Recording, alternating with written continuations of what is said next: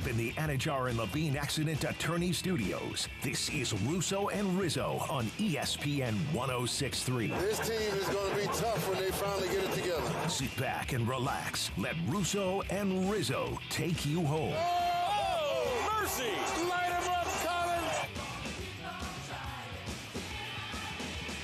Well, it's a rainy Tuesday afternoon. Shocker. We're at that time of the year where every Tuesday at 4 o'clock or every day at 4 o'clock when we start out the show, it is going to be nice and rainy. Welcome on in, folks. You got Colin Russo, Elias Bustamante. No Mike Rizzo today. He is in Los Angeles in the wonderful city out there, enjoying himself for the next couple days. So he will be on sabbatical. We got you for the next 2 hours today. 888-760-3776 is the number to get into the program. That's 888-760-3776. Going to be a packed program today. We're going to be talking with two guests. We got Jonathan Zazo at 4:40, a little Stanley Cup final preview between Vegas and Carolina, which starts tonight. And you got a little Mike Tannenbaum, which we'll get into a little bit of what happened with Myles Garrett, A.J. Brown, and a couple of the other big trades that could happen throughout the NFL over the next maybe couple days as we enter into that period where a lot of the payments, a lot of the signing bonuses, a lot of the salary cap negotiations, a lot of that waiver off, which is why these players are allowed to be traded at this point of the year. It's a little cheaper.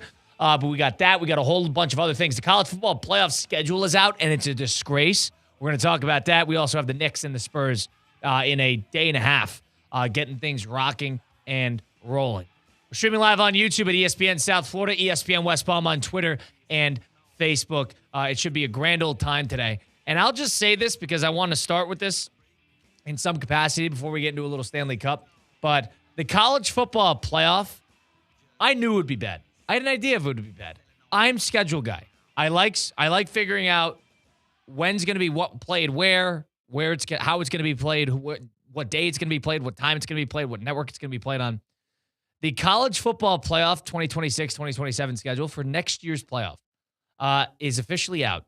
And all you need to know is that the first round is similar to last year. It's that weekend of December 19th. So it's December 18th on campus, which is a Friday night. And then it's a Saturday, which is December 19th, noon, 3:30, 7:30. All right? So they're all set. And they get the first two games on ESPN and ABC, and then the NFL comes in. And then all of a sudden TNT gets the scraps. Those will be the group of 5 games. But the quarterfinals after the first round of the college football playoff is December 18th, December 19th. The quarterfinals are about 12, 13 days later. December 19th to January 1st. And keep this in mind. The Fiesta Bowl is going to be the December 30th game. And that is 2 days before the January 1st. January 1st is on a Friday this year. So that means December 31st is a Thursday. What's always on Thursday? You guessed it, the NFL, who has a Thursday night game that night. And I believe it's a halfway decent game. I believe it's a Seahawks game. I could be wrong. But on top of that, it means the college football dodged it, had a quarterfinal game played a full 2 days early. And then you got the January 1 triple header, which is very important to college football, which is very important to the schedule makers of college football. That's a full 2 weeks, a little less, 13 days later.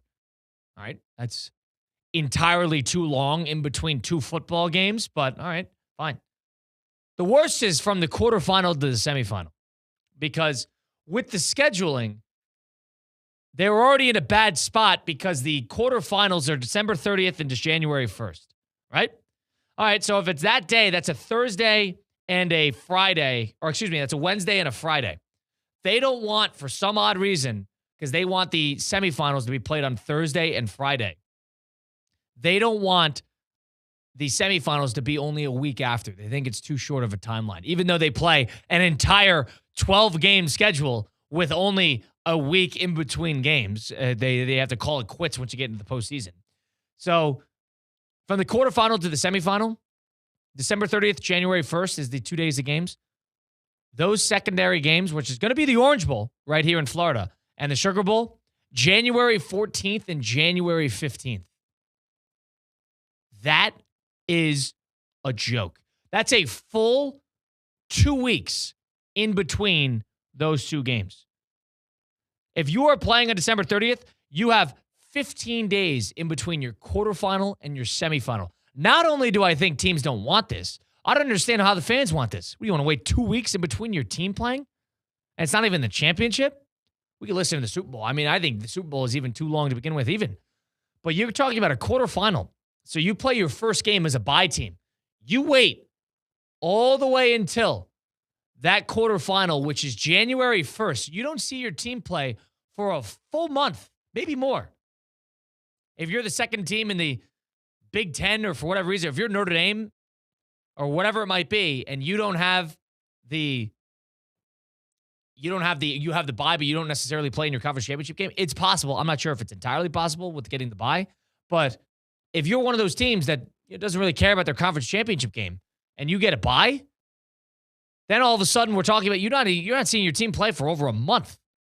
That's the first week of December to the last week of December. That is 28 days in between. That 4 weeks, a month, that's already enough of a joke. And then you get into the semifinal, which is a full 2 weeks after that. You play one game. In 30 days, 35 days. Can we get that out of the way? Is that not the stupidest thing you've ever seen in your entire life? Rivalry weekend is going to be the weekend of Thanksgiving, which is going to be, for college football, the 27th, 28th. Whereas the week after that is going to be Conference Championship week. That will be the weekend of December 4th, December 5th. Then you have Army-Navy week. Then you have the first round. Then you have Christmas. And then you finally get to the games. So you're talking about 1, 2, 3, 4 weeks in between those days. 4 weeks. You play your conference championship game. All right, we'll play again in about 4 weeks. Then after that, you play 2 full weeks after that. 2 games in 6 weeks. We won. We're in the championship. When do we play? 11 days later. Oh, January 25th. So add a little context because I don't know why they think this is a good move because later is not always better. It's just stupid. Here's what you need to know. Josh Pate put this out. The college football calendar in 2026, Saturday, November 14th is week 11 in the season. Week 11. So your second to last regular season game, maybe you had your bye already. It's your 10th game. That is the mathematical halfway point between week 1 and the title game. Is 11 games into your season. Potentially. 10 games into your season, most likely. 10 games into you potentially winning 14 or 15 games. That's the halfway point. Timeline-wise. That's stupid. You're wasting everybody's time. You're telling me the fans going to want to sit around for 4 weeks waiting for their team to play?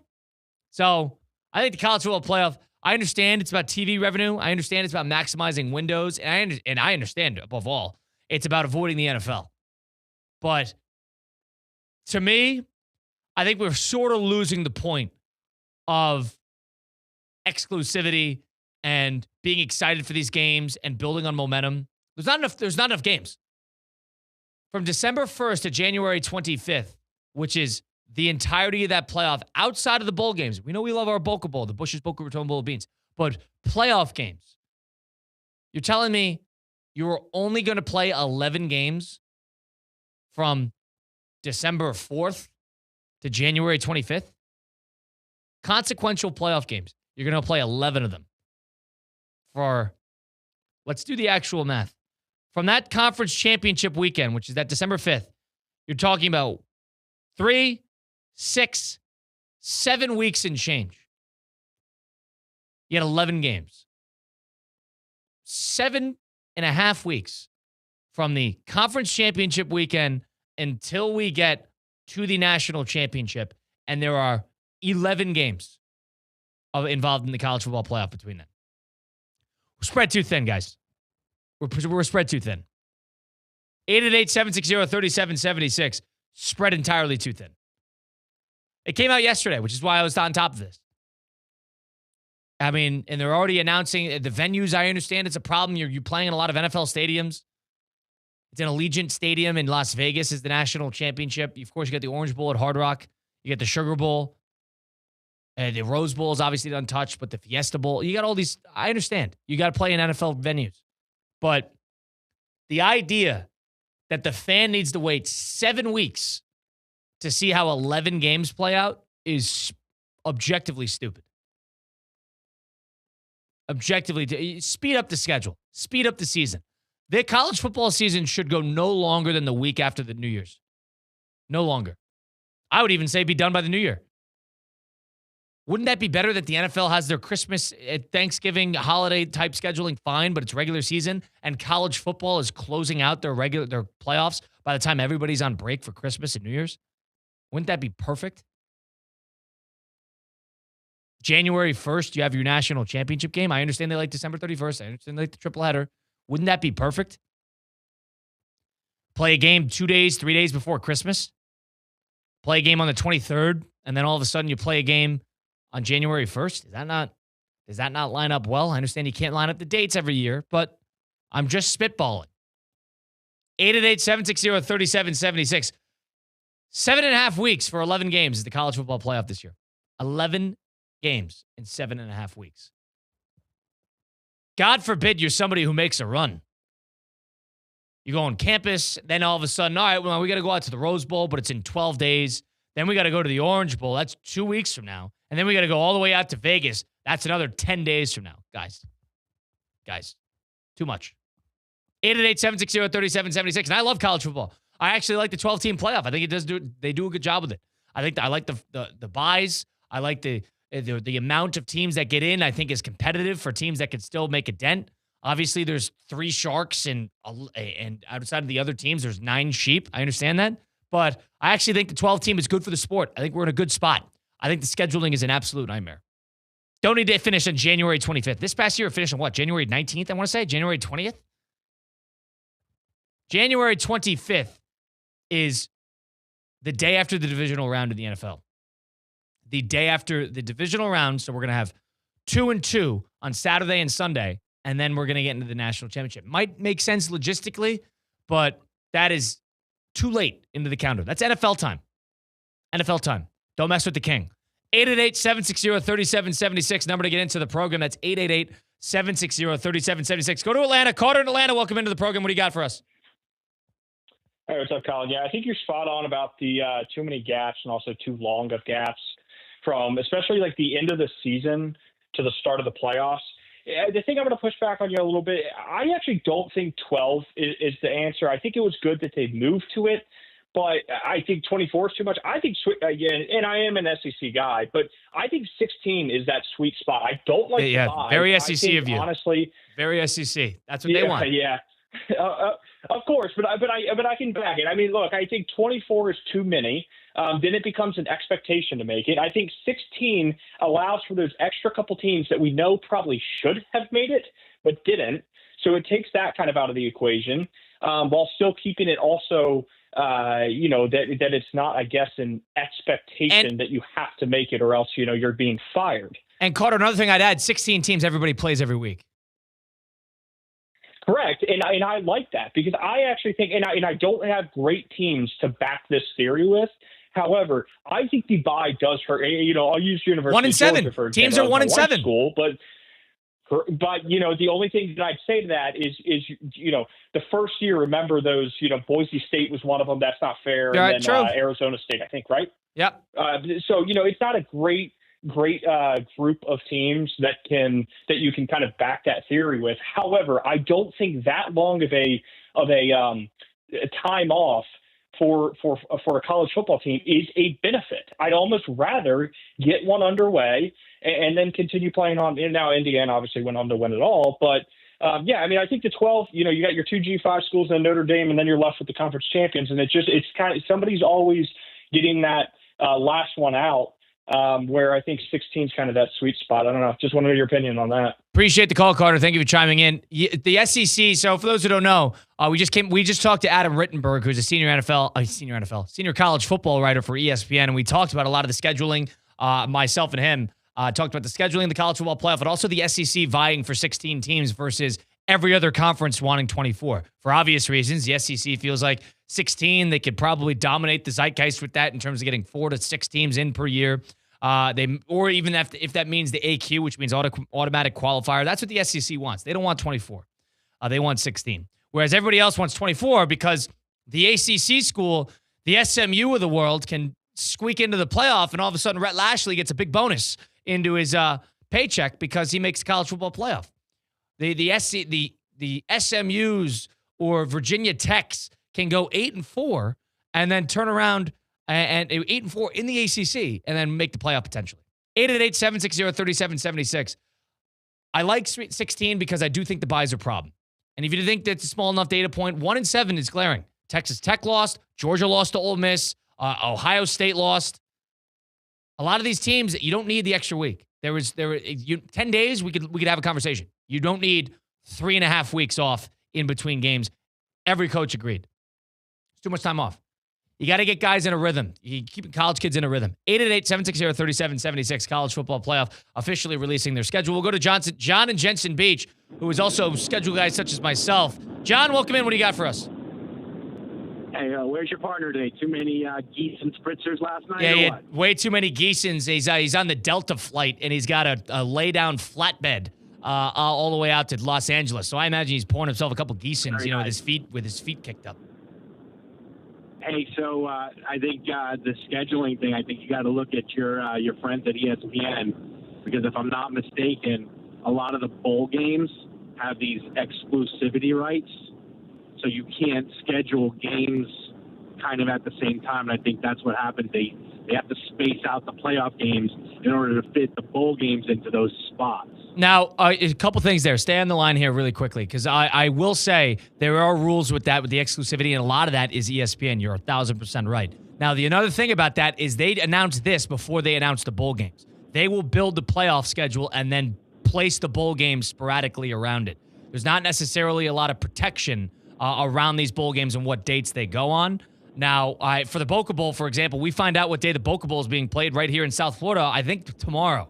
So I agree that their hands are tied. And also, we haven't talked about the elephant in the room. They want to avoid the NFL.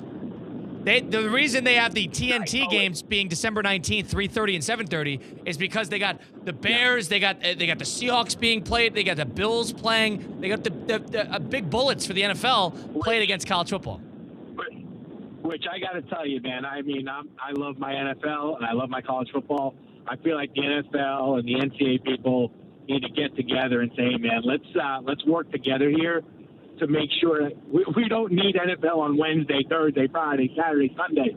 We can get some college games in there without NFL on a day. I know I might be in the minority in that opinion, but I mean, the NFL is taking the calendar over, and it is hurting the college football schedule for sure. Now, John, do you think the schedule, we're moving towards a point where eventually this should be shortened? Do you think it ever will be shortened? Or do you think we're just going to be, this is their new reality, 11 games in 7.5 weeks? Well, no, because I think they're setting us up for the expansion, right? Right. We're going to have more teams, which will get us more games. So I think that's part of it. There's a setup here, that they're looking at. But I really think that it has to do with what you said, fitting around the NFL, and then making sure that there's good TV spots for those bowl games that are in between the playoffs. Appreciate the call, John. Thank you for chiming in. And he is right. That 24 team and or / whatever it might be, 16 is on the way. It will absolutely expand. It's just a matter of who wins what fight. Will the SEC win, or will the rest of college football win on the fight for 24? If I had to guess, it will be 24, which is a waste of time. But I think they're going to think bigger is better, and they're going to try to get as many teams in there into the dance as they can. 888-760-3776, number to get into the program. We'll go to I-95. Steve at I-95 joins us now. Steve, welcome in. What's going on? Hey, guys. How you doing? Real quick, I might be the minority. I mean, you're talking about almost the whole top 25 getting in the playoff now. It's too watered down. Just like 48 in the World Cup, 20 of 30 NBA teams in the playoff. If they want to help the schedule, move it into August. I remember starting college in August. They could move the schedule up maybe half a month, and closer to end of January or beginning of January, excuse me. Yeah, I agree with you. I actually think that's, if they want exclusivity, the problem is August is not traditionally known outside of Olympic years as big TV times, but I thoroughly agree that August 15th, they should be playing games. High school football plays the games at that time. And I know high school football has protections about when they can play versus when major football games can be played on TV. They should move up a week, at least a week or two, because then you buy yourself about 3.5 weeks before the NFL starts after Labor Day. So the NFL starts around Labor Day, and you got the mid-August period to the first week of September where you get to kind of control things, and you have big namesake games. I thoroughly agree. Appreciate the call, Steve. I thoroughly think that is the easiest way to get the schedule moving a little bit. You get the heat. It's part of college football. College football is not necessarily a cold weather sport, weirdly enough, because a lot of these regular season games are done in late November. And, you very rarely get snow games in Wisconsin and Nebraska and Iowa. But what you can do is you could allow all these students who are already on campus, you could allow them to play a week or two in advance and knock out 2 more games. All of a sudden, rivalry week is the week before Thanksgiving. And then all of a sudden you have conference championship week, unless they get rid of them. And they might get rid of them if they go to 24. Then you have it that Thanksgiving week. And then all of a sudden everything moves up. You have the Army Navy, stick them on a Friday by themselves. I know they want exclusivity. And then start the playoff right after. The playoff should start the same weekend as Army Navy. And you should move everything up. There buys you 2 weeks. Because if you move Army Navy up to the December 4th, and then you move the college football playoff, that first round to around Army Navy, done. Then all of a sudden, we're first week of December and we're playing games. And then you get to the second or third week of December and then you're playing the second game. And then all of a sudden you get to around Christmas time, you're playing the semifinal. And then a couple days after New Year's, get your champion, sayonara, all set. Goodbye. 888-760-3776, college football playoff. Trying to figure out the schedule. News to me. 888-760-3776. Good calls from Carter, John, and Steve.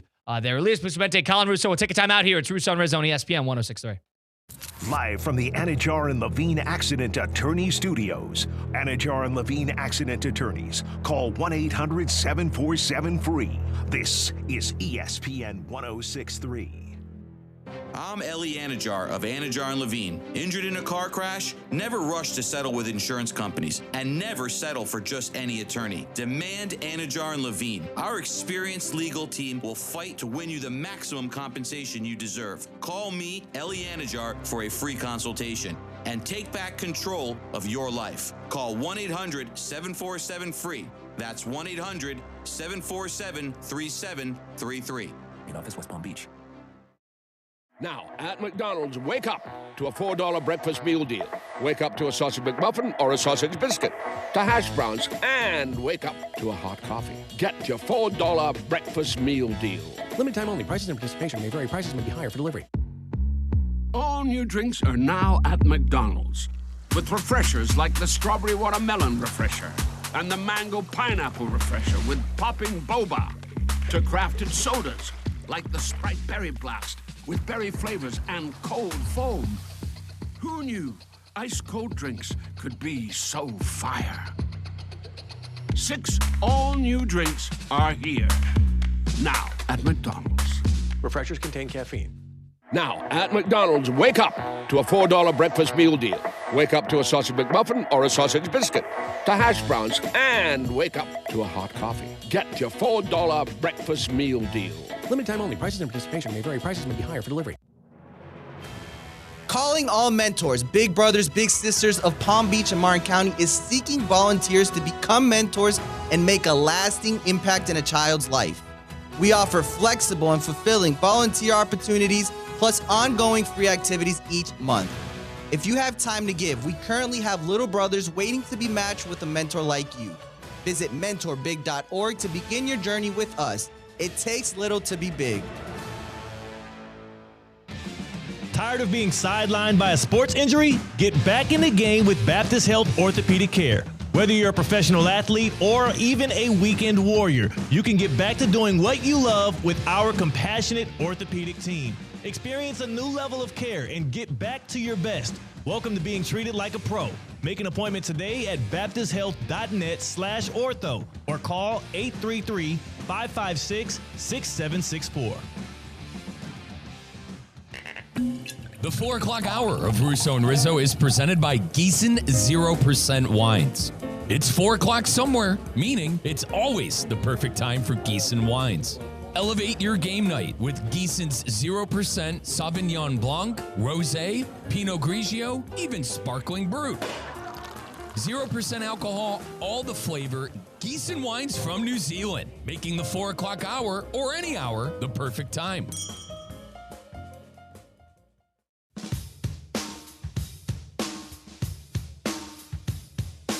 Let's get back to the Anajar and Levine Accident Attorney Studios. This is Russo and Rizzo on ESPN 1063. Anajar and Levine Accident Attorneys, your option right here in South Florida for an accident attorney. If you ever get into a tough situation and you need a little representation, whether that be a car accident, whether that be a truck accident, or a slip and fall, it could be anything. Mark Anajar and Glenn Levine right here in fight for you, and they don't even get paid unless you do. They fight for you, get the maximum compensation that you deserve. You got to call them today and get a free consultation. And don't settle for just any attorney. Go get the best. And there's 1,000 options in South Florida. You drive down 95, you see 1,000 different billboards. There's only one best, and that is Anajar and Levine. Go make a real difference in your life. Go there today and pick up the phone. Take back control of your life. Get back in the driver's seat, metaphorically and literally. And take back control calling 1-800-747-FREE. That's 1-800-747-3733. Colin, Russo, Elias Bustamante. It's Russo and Rizzo on ESPN 106.3. College football playoff.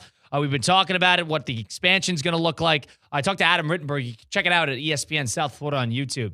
And we talked about a lot of the expansion. It sounds like based on a lot of these meetings, which happened over the past, I would say, give or take 8, 9, 10 days, where the Big 12 met and the ACC and the Big 10, and they made it much more public to the media than they usually do. The SEC is steadfast in their belief that the 16-team playoff with the 4 automatic qualifiers to the SEC and the Big 10 was their path to success, whereas the Big 10 doesn't trust the College Football Playoff Committee for any at-larges, so they don't want to do 16. They want to do 24. And Adam Rittenberg said something interesting to me. He goes, the one thing about the SEC versus the Big 10 is, he goes, the SEC is much better at promoting the middle pack team comparatively to the Big 10. And he's right. Even Florida, Tennessee, Vanderbilt, if South Carolina is halfway decent, teams like that are viewed much more favorably in the eyes of the media, in the eyes of the fan, in the eyes of the TV contract, whatever it might be, because of a couple things. The SEC is good at selling these teams because of brands, recognition, stars that go through there, maybe coaches. But the Big 10, but a lot of that is because of the SEC, whereas the Big 10, on the other hand, they care about Ohio State, they care about Michigan, they care about Indiana. Occasionally they'll give Oregon a look. They're waiting for USC to get there. They got a couple teams like that, and that's it. And they don't really, Washington when they're good, potentially. The Big 10 doesn't really care about the meat of the conference. They don't care about Nebraska that much. They don't care about Iowa that much. They don't care about Wisconsin that much. They don't care about Minnesota. They don't care about Northwestern. It's not important to the Big 10. They just want to see the champion. They want to reign supreme that way. Whereas the SEC wants a little bit of a village of these teams that are, maybe that's bias, but I also think there's some truth to the fact that the SEC is better at promoting these brands. They're better at giving these brands big games. They're better at scheduling this properly. They're better at making sure that these programs are represented. So what do I personally think? I actually like where we're at with 12 teams in the playoff. I know Carter in Atlanta disagreed with me, thought that 16 makes sense. I think if there was a number I would get to, obviously I'm going to go the least amount, and 16 makes sense. The only reason I like 16 is because everybody would play week 1. And everybody would play that first week of the playoff. I think the buys are a net negative to the teams that actually get them. And if you go to 16, everybody's got to play. And it gives everybody a campus road game, which I do think teams deserve when they make the postseason. If you make the postseason, if you're Ohio State, if you're Georgia, and you win your conference, and all of a sudden you play that in Atlanta, but you want to play back at Sanford Stadium in Athens against a tune-up team as the 15th or 16th team, whatever the team that might be, whether it's a group of 5 or not, and you want to play that game. You want students to be back on campus. You wanted to make it a little bit of an event. First, second week of December, no students on campus. It'd be a football holiday. They want that. So I actually agree with the fact that if you're going to go anywhere, 16 is probably the likely answer. 24, as Steve said on 995, we don't need 24 teams. If you want SMU, if you want Virginia Tech, if you want, I thought Duke was respectable last year, but Duke, if you want 2 American teams in North Texas and Tulane, if you want something like that, have at it. Have at it. But you can't tell me that those teams are good enough to make for interesting matchups with 2.5 weeks for preparation. You can't make that argument to me. Ole Miss killed Tulane. Oregon killed James Madison. Alabama, Oklahoma was good. That was the 8-9 game. Miami A&M was good. Fine. And then you get into that next round, and Indiana was a wolf and everybody else were sheep. There is usually in college football, there is 2 to 3, buzzsaw teams that don't trip up, don't slip up, or it's their year, perfect team at a perfect time, age, right quarterback, right coach. Indiana was last year. Ohio State was the year before. Usually you have 1 or 2, maybe 3 of those teams. Tops 3. This year we had 2. Miami, which was fortunate, but they were great towards the second half of the year.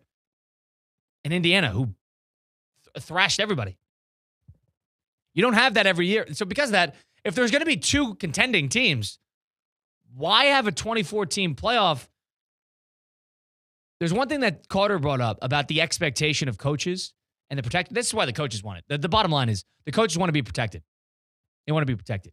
They make $10 million, and they don't want the, air quotes, pressure of making a 12-team college football playoff because it's too hard, and if they don't make it for 2 to 3 years, their name is on the chopping block. But I'd also conversely make the argument that if you make $10 million and the school is paying $40 million to the roster, yeah, you better make the 12-team playoff. Steve Sarkisian better make the playoff. You better win a couple games. If you're Kyle Whittingham, if you're Ryan Day, you put $40 million towards the roster. Mike Elko at Texas A&M, if you don't make the playoff with the amount of money that we're giving towards their roster, Texas Tech, Cody Campbell was bankrolling $50 million a year for a roster. If you don't succeed, yeah, you're out. You're out. That's business. If you're worried about your protection, then take a pay cut. Take $4 million a year. Not as much of a financial burden. Have a little bit more of a leash. Maybe. But you want to take your $10 million contract? All right. Well, this is the expectations that you're going to now deal with. So I have a hard time sympathizing with these coaches that are looking for protection when they're looking for a college football expansion. But the bottom line is the college football playoff, the schedule is a joke. And they get 11 games being played between 7.5 weeks for a variety of different reasons, a lot of which is the NFL, a lot of which is football. The football executives of the world believe that the later into January you get, the better the football rating gets. Historically, traditionally, quantitatively, that's true because the AFC and the NFC championship game and the Super Bowl are the 3 best rated football games of the year, but that's also the NFL. And the reason that college football is never going to move earlier is because last year when that championship was on, I believe it was on January 19th, something like that. Was it on Martin Luther King? No, the Orange Bowl. Was it on Martin Luther King Day? Maybe it was. But that championship game did 30 million in ratings. As good as college football has been in a long, long time. They're not going anywhere.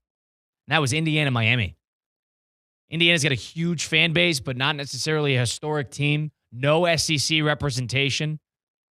Miami, private school. That is a giant rating for that game. So I would say along the lines of, would I like it to be moved? Yes. Will it be moved? Probably not. So we'll have to wish for different things. We'll have to wish for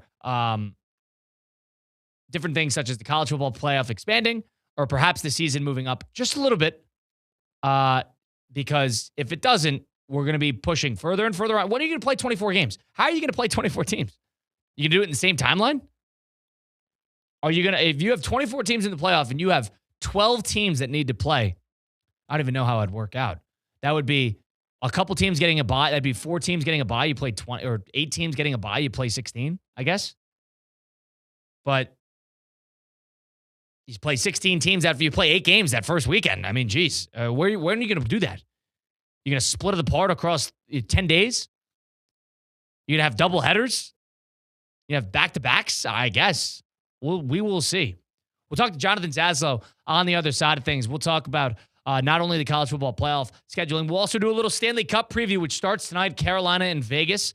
Not necessarily as sexy of a matchup as perhaps the NHL would have liked, but I actually think going to be a very underrated series. So I'm looking forward to talking about that with big hockey fan Mr. Jonathan Zaslow, because Vegas is making quite a run here. They're 12-4 in the postseason, and on top of that, they went 7-0-1 since firing their previous coaching, bringing in John Tortorella. So that is a team that has been, 19-4-1 since they got their new coach. As a 39-win team in the regular season. That team's as good as any. Hockey's about getting hot. Whereas the Carolina Hurricanes are on the precipice of a big run because they're 12-1. 12-1 in the postseason. And the best postseason run ever was Edmonton in 87-88, 16-2. No team's ever gone through it with one loss. And only one team has ever gotten through it with less than 4 losses, and that's Edmonton. So as long as Carolina wins in earlier than 7, they should tie some pretty significant historical margins.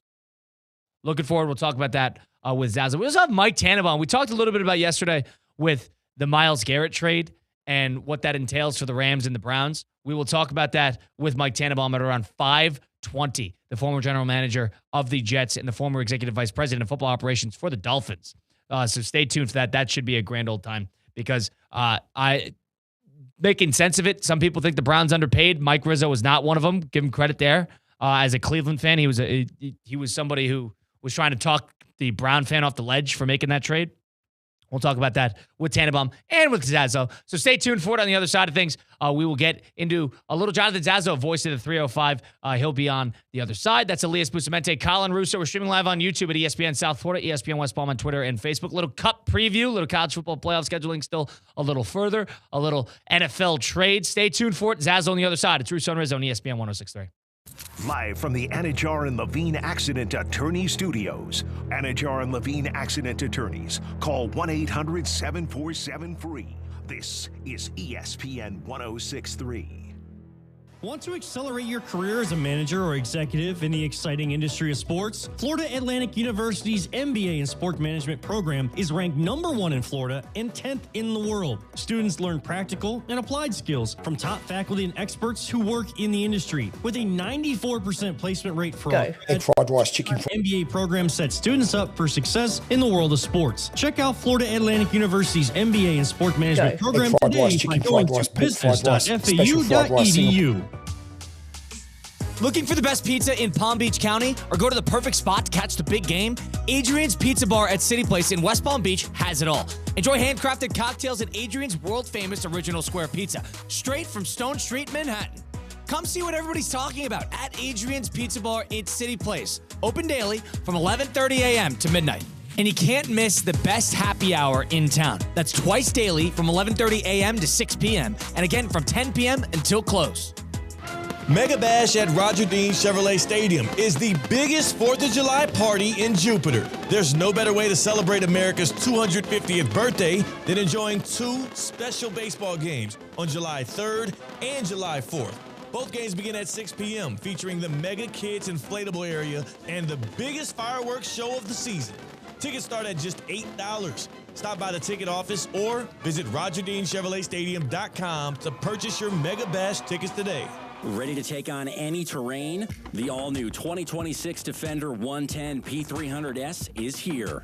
Built for those who crave adventure without compromising on luxury. Lease the powerful 2026 Defender 110 P300S for just $879 per month for 36 months. Whether you're tackling the toughest roads or cruising the city, the Defender is ready for it all. Don't wait. Visit Land Rover Palm Beach today and experience the Defender like never before. Terms and conditions apply. See dealer for details. Business owners, are your employees driving you nuts? Is money tight? Or have you just poured your heart and soul into your business and now it's time to retire and just relax? At Transworld Business Advisors, they have buyers from all over the world ready to buy your business now. Call for a confidential conversation about your business's current value. 561-203-5121. That's 561-203-5121 or visit tworld.com today.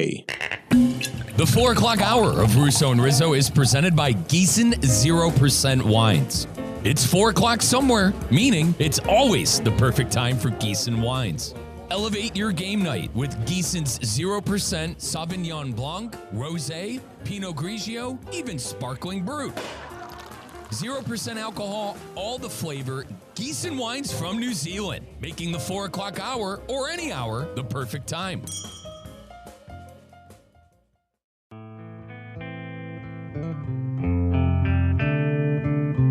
Let's get back to the Anajar and Levine Accident Attorney Studios. This is Russo and Rizzo on ESPN 106.3. You got Cup Final, and if you're somebody who's a Colorado Avalanche fan, can't bring yourself to watch it after winning the President's Trophy, and then, again, the curse of that godforsaken trophy, winning that President's Trophy in the NHL, and not getting to the Stanley Cup Final. If you need a way to get into the game, you got to bet it on Hard Rock Bet. You get on Hard Rock Bet on the Google Play Store or the Apple App Store now. If you're a new player, your first 10 bets of a maximum of $50 can be doubled if you win any of those first 10 as a new player. So if you bet $40 on the Vegas to win tonight, on the Golden Knights, and they're able to win, all of a sudden that $40 comes back. Oh my gosh, turns into 80. It is that easy on the app. Go check out the Discover page, and you can see what other users are putting together in terms of their parlays, their props. You can tap and tag along on their stuff. It's all available on the app, player by player. And the best part is they got the futures on there. So if you take a Rams future right now, you want to take their win total before people get on it,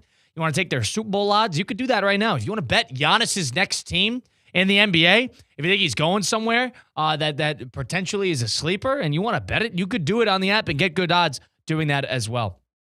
Hard Rock Bet is really the place for the new player and the experienced player. It truly does cover both bases when you're a sports fan looking to bet and get involved on the action. Hard Rock Bet, all these are payable and bonus bets only, not cash offers.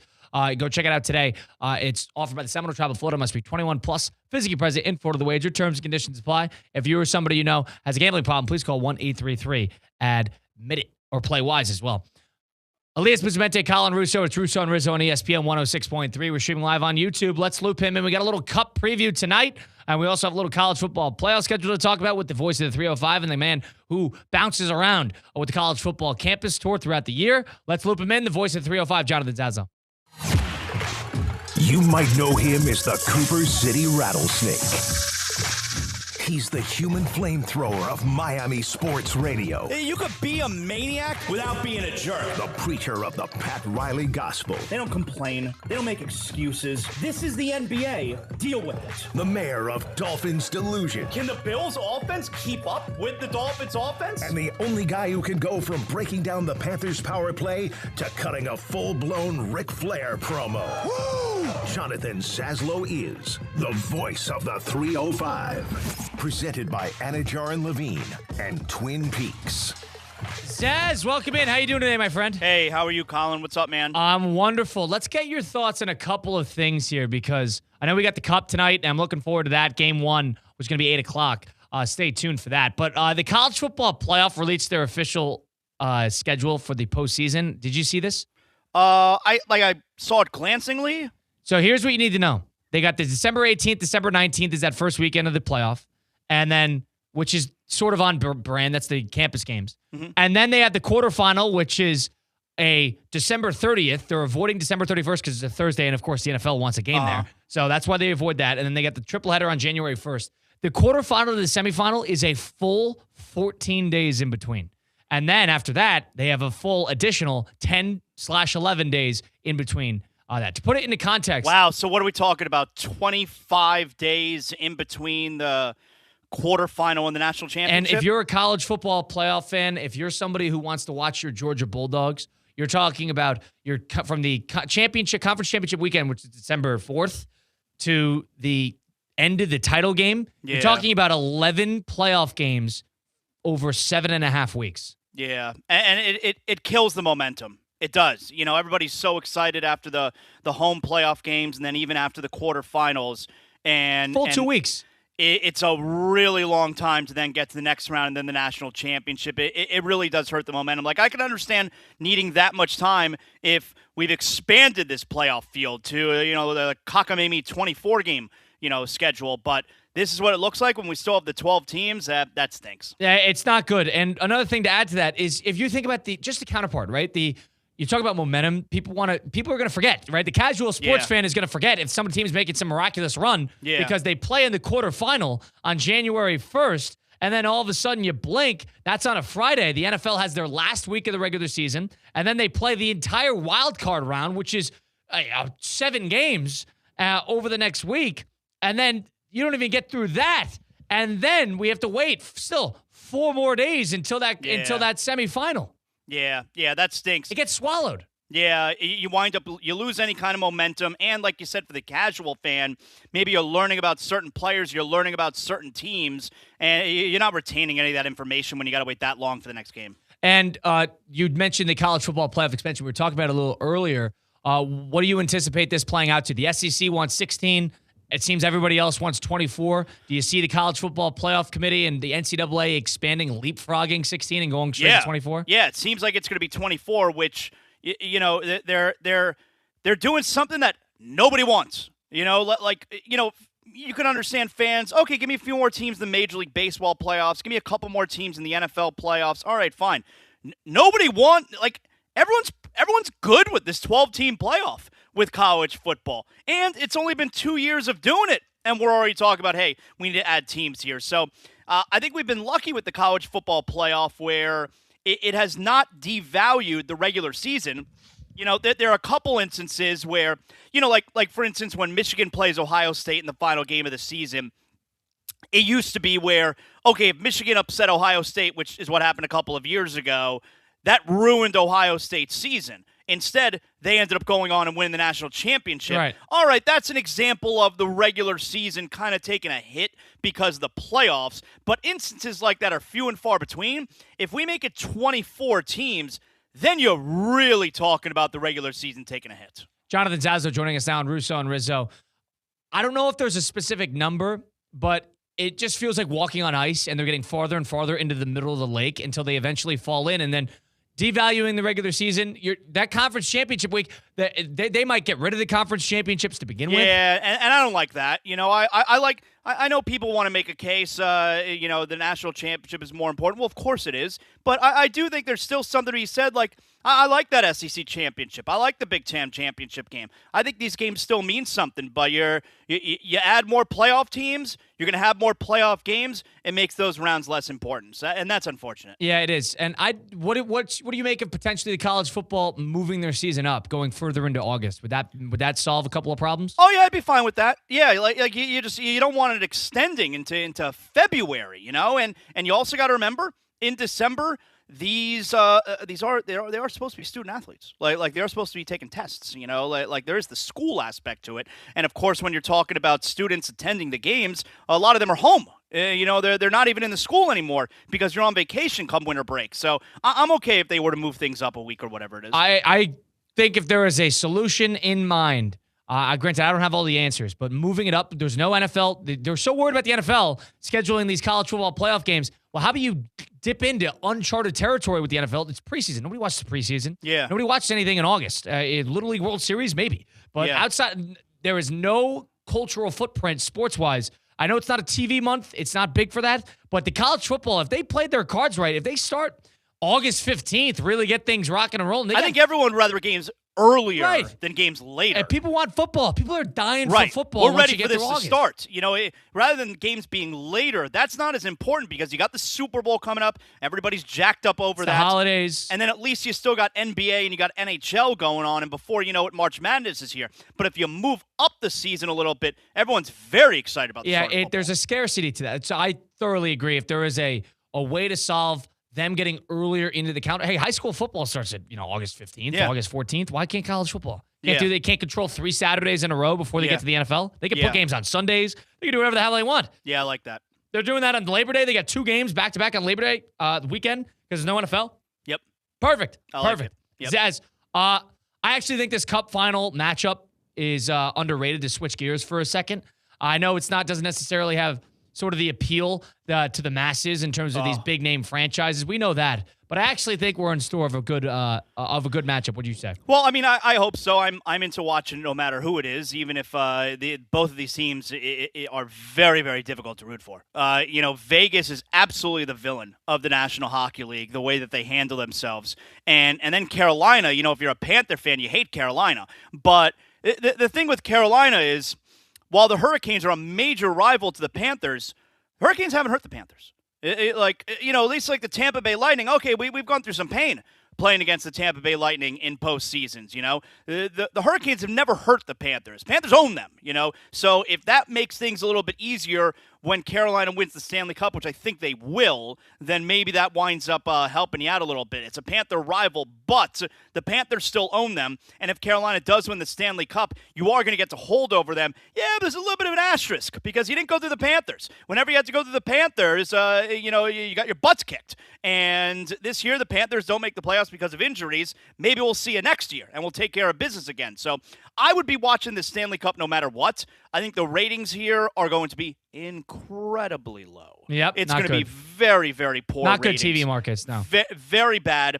And I don't know how it will rate in Canada either. At least if you had Montreal advance, it'd be a monster. But Carolina, you got a Sun Belt team. Vegas, who's still a relatively new team, although third Stanley Cup final appearance in 9 years. This will not be a highly rated Stanley Cup final at all. And the one thing about this Vegas team is you want to throw around the 39 wins. They didn't necessarily have a stellar regular season. They had 7 teams had better records for them in terms of the win-loss total. Including that missed the playoffs. Right, that missed the postseason. But the one thing about them is they got rid of their coach with 7 games remaining. They got John Tortorella to take over, and they went 7-0-1 to finish the regular season, and then all of a sudden they're 12-4 in the postseason. It's a different team comparatively to what they were. Heck, in August, in October versus January and then eventually April. Well, there's all kinds of rumors out there as far as Bruce Cassidy, the former coach, goes, and, the way that he handles himself and the team being just absolutely sick of him, and that's why they had to do something and get rid of him by the end of the season, which, a lot of times you get rid of the coach because, hey, like, what else can we do? But clearly, the management there, they do have a pulse on the team.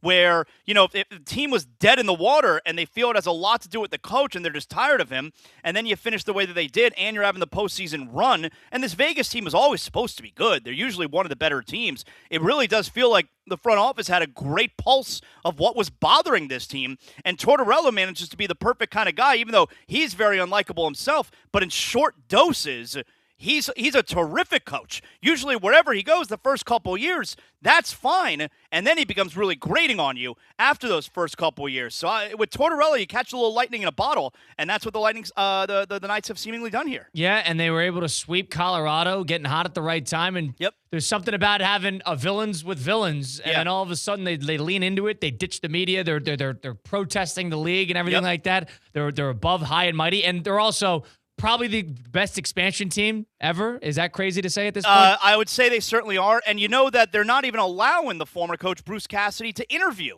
in other places. There are other teams that want to interview him to be their coach. They're not allowing him. Petty. That's very, very petty. And in terms of the Carolina side, as a Panther fan, the way you view it and the way Panther fans view it is they've been a thorn on our side, but it's not necessarily somebody that... They never hurt us. The Panthers haven't bled with them. We own them. We own it. You know what it's like? It's like with the Miami Heat last year with the Indiana Pacers. Panthers and Heat and Pacers, rivals for many years. But the Pacers never hurt us. Like, the Heat always owns them. The Heat always ended the Pacers season. So you know what? If the Pacers win the NBA Finals, all right, I don't like the Pacers, but whatever. They've never hurt me. It kind of feels the same way here with Carolina, who I do think is going to win the Stanley Cup. Jonathan Zazo with us now, and Russo and Rizzo, the voice of the 305. Jazz, before we switch gears to the NFL, what's your series prediction in that Stanley Cup final?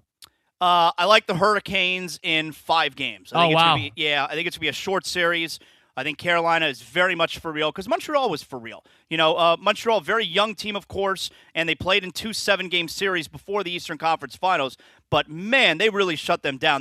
That series, it was a bad series, all right? And the only reason, I think very clearly, the only reason Carolina even lost Game 1 was because they had all the time off between the 2 series, because they picked up right where they left off in the divisional round into Game number 2. So you have a Carolina team that is 12-1. So far in this postseason.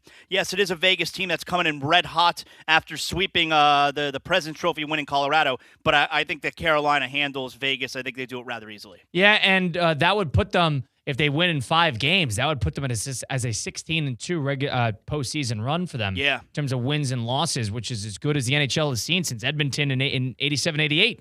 Yeah, but I really do feel like I don't think it's going to stop anytime soon, but I really wish that Gary Bettman would go back to the traditional 1 through 8 playoff seedings because they had two easy draws before they got to Montreal. Yeah, you know, what is it? They faced the 6 and the 7 seed, what it would be in the first 2 rounds, and that's too easy. Like, you shouldn't be able to go through such an easy schedule. What winds up happening is they've really emphasized wanting to just have bangers in the first round, divisional matchups in the first 2 rounds. And what's wound up happening, unfortunately, is you don't get the best teams in the conference finals as a result. And actually, if you go back and look at the history of these Eastern and Western Conference finals, including this year, over the last 4, 5, 6 years, they're not good series. And that's because the best teams are usually playing early in the postseason. Yeah, look at Dallas, look at Minnesota, and look at Colorado, who are sitting there in a little quadrant when they're 3 of the best teams in the Western Conference throughout the regular season. Yeah. Now, I do wonder if the NHL did that purposefully in terms of, yes, to promote divisional matchups, to promote that sort of internal conflict amongst the fan bases, but also because the NBA is ramping up around now. People are worried about Spurs, Knicks, and maybe the NHL thinks, all right, well, we want to dominate that first round with the NBA for first round. I think they're trying to make sure that they grab your attention early on in the playoffs. We need something, to carry us through. I think that's what they're doing. Zaz, Myles Garrett going to the Los Angeles Rams. A bit of a surprise that they were able to pony up as much as they did. It's a big capital back. Did both sides win this? One side win this? Tell us about that. Oh, I mean, the Rams certainly won it. You get Jared Verse, so you get something, and you get a first-round pick and some other ancillary picks. But I don't think Cleveland got nearly enough as far as draft capital. Oh, you don't think so? I thought it was I thought it was a fine package. I'm surprised you think that. I feel like you got to get at least another first-round pick on top of it. I would have thought, but certainly the Rams are the winner. They got the best player in the deal. It really is one of the biggest trades in NFL history. All right, like this is as dominant. It'd be like if Lawrence Taylor was traded. Yeah, like it really is the same thing. Reggie White getting traded. Yeah, right.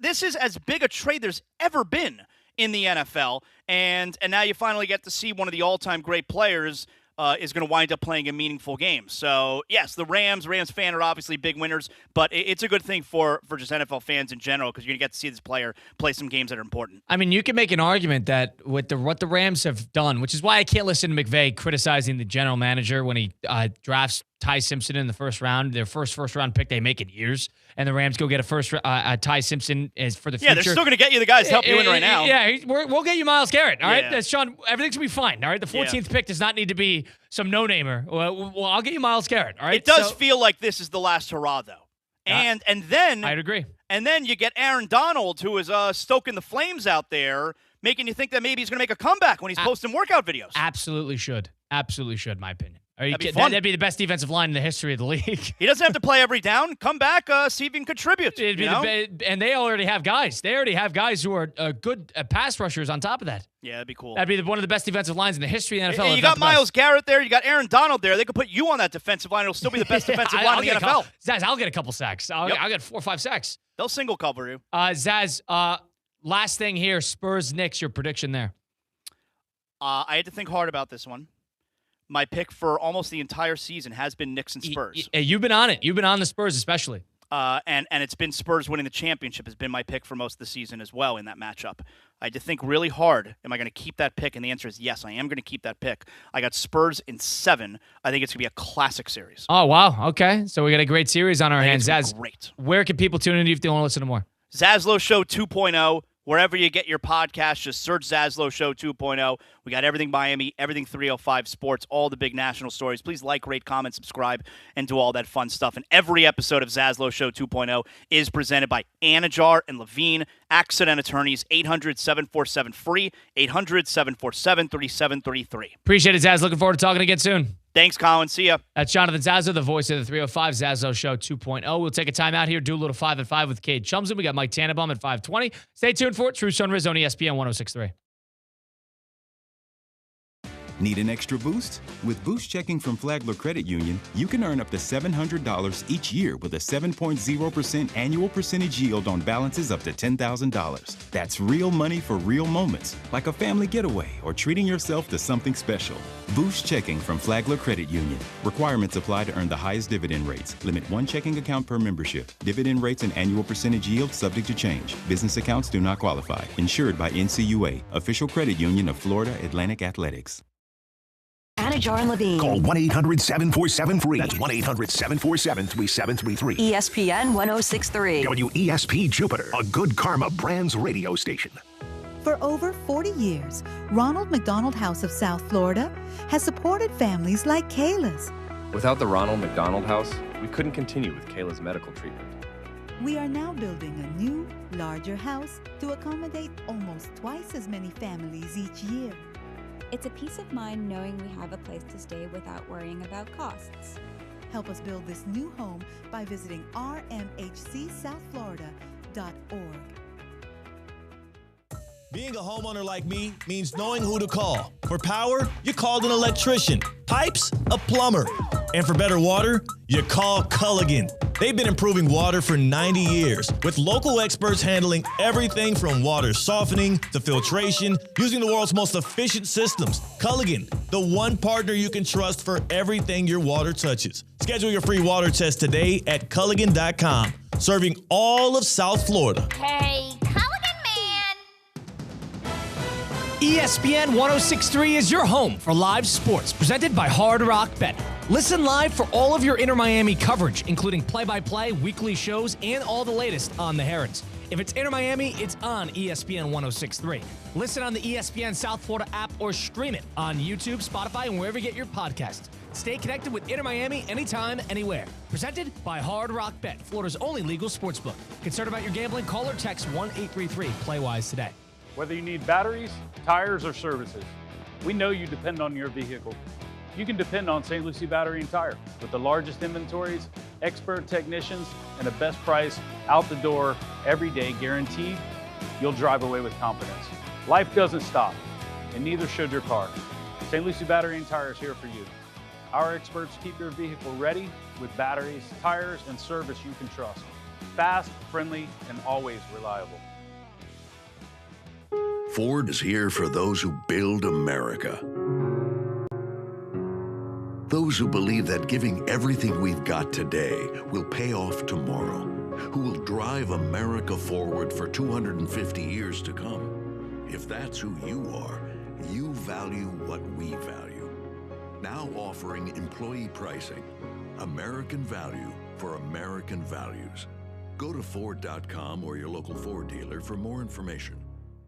Hey, it's Steph Prince here, and in South Florida, you need an AC team that can deliver in the clutch. That's why my family trusts Bradley Heating and Air Conditioning. As a mom of 3, trust me, when your AC goes down, you don't want to strike out with the wrong company. You want a team that keeps the process smooth, stress-free, and most importantly, keeps the family cool. And Bob Bradley knows a thing or two about coaching a winning team. He coached his son Bobby all the way to becoming a first-round draft pick, and now he's helping his grandson Trey develop his game. And one thing's for sure, high standards run in the Bradley family. Bob brings that same major league mindset to the team at Bradley Heating and Air Conditioning. From residential and commercial repairs to installations, maintenance, and upgrades, they step up to the plate and get the job done right the first time. And while Bob waits for Trey's call to the majors, he's still delivering major league service every single day right here in South Florida. Call Bradley Heating and Air Conditioning today at 561-793-7497 or visit bradleyair.com.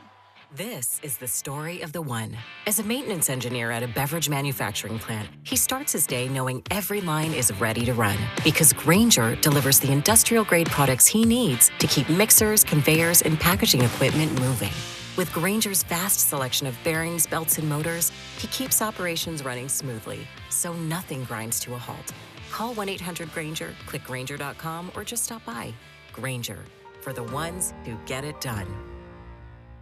My dad passed away unexpectedly. Of course, it was awful in every way, but we are very grateful that he had life insurance. So even after he was gone, he was still able to provide for us. And that's why I have life insurance for my family. Ethos.com. They make it fast and easy to get covered. It's 100% online. You get a quote in seconds, and you can apply in minutes. You get covered the same day. Get your free quote at ethos.com/game. That's ethos.com/game. Paid spokesperson. Time spent on application may vary. Online health questions required. Rates may vary. Now, it's time for a little R&R. Colin to the bucket, lays it up and in. Ball game! Rizzo! Live in the Anajar and Levine Accident Attorney Studios. This is Russo and Rizzo on ESPN 106.3. This team is going to be tough when they finally get it together. Sit back and relax. Let Russo and Rizzo take you home. Oh, mercy! Light him up, Colin! If you're somebody who likes fitness in Palm Beach County, look no further than what F45 Palm Beach Gardens and West Palm Beach can offer for you. F45 means functional 45. It's a 45-minute high-intensity team training session that's designed to build strength, burn fat, improve performance, endurance, it all. Talk about real movements. Not like you go to the gym and do all these Olympic-style lifts, and all of a sudden you feel really stiff after. No, it's more functional movements. You feel mobile. You feel capable of moving around. You feel nimble. And also, most importantly, you feel strong. You walk into a team environment, a bunch of like-minded fitness individuals who enjoy going up 45 minutes in and out, get it done at the early part of the day or at the latter part of the day in the afternoon. They have classes all day. Chasing strength, endurance, just trying to stay game ready. F45 West Palm Beach has it offered for you. 3 classes for just $30. 3 classes for just $30. F45.com/West Palm Beach. F45 West Palm Beach, team training, life changing. Got Elias Bustamante, Colin Russo. We have Cade Chumsden with us now in studio. We're going to do a little 5-5 in a moment, but first things first. Joao Fonseca and Jakub Mensik, the two basically teens, Cade. We got 6 deuces, 5 match points going on right now. And this is as good of tennis at the French Open as you could possibly find to close us out. I mean, the one biggest thing coming from Mike Rizzo's mouth all of last week was... Rizzo hates this tournament. Yeah, well, he hates the tournament because all the bigs are gone. Forget the bigs. This is fascinating. This is some of the best tennis you'll ever see and it's all good week because long. Both these guys can win. That's why it's good. Oh, these guys, you had other games. You had the Tiafoe game last night that went to 5 sets. Fonseca went to 4 sets before this. I mean, these games in this tournament, these last rounds 4 and 5 have been unbelievable. Match point number 6 for Mensik. Let's do a little 5-at-5 presented by Flagler Credit Union. 5 topics. High 5. 5 o'clock. It's 5 o'clock somewhere. Let's get out of here. Endless takes. You can't handle the truth! All gas, no brakes. And it's shaking big time. It's time for the 5 at 5. Hold on to your butts. Presented by Credit Union, proud supporter of FAU athletics. 7 deuces, 1. Cade. 7 deuces. 6 match points. Joao Fonseca, America's player, the Brazilian.